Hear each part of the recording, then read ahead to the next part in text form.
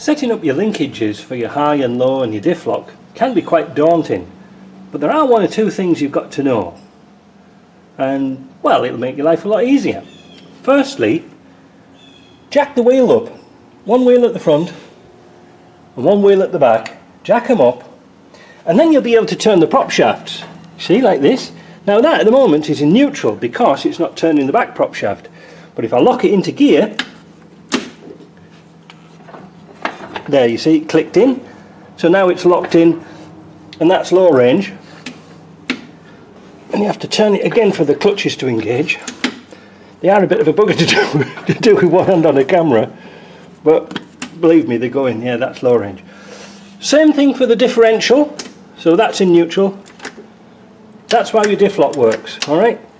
It doesn't do anything else. Now, this has got to be nearly far, you know, as far forward as possible. And this is all for newbies who don't really know these things.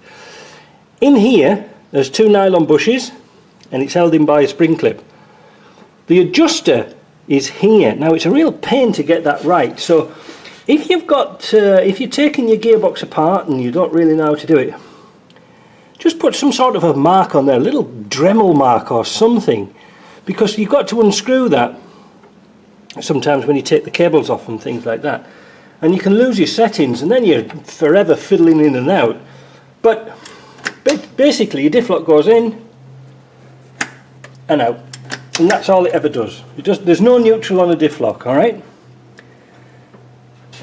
Up here there's a pin or a bolt or whatever it is, but on this arm here there is a slot, and there should be two washers either side. Now you just tighten this nut up just to nip it. You don't tighten it up really monster tight because it's got to move.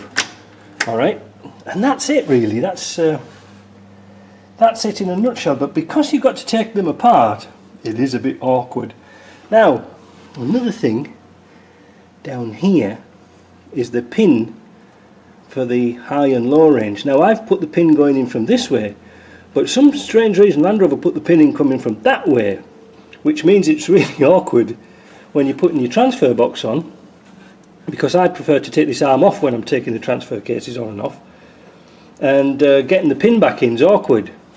But if you put it in from this side, you can easily slip the pin in from the back, and you see what I mean. So there's just one or two little things to remember.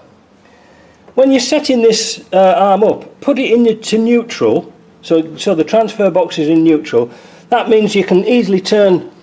See, this shaft here is turning where that one isn't, because there's a lot of drag on that one. So we know that's in neutral.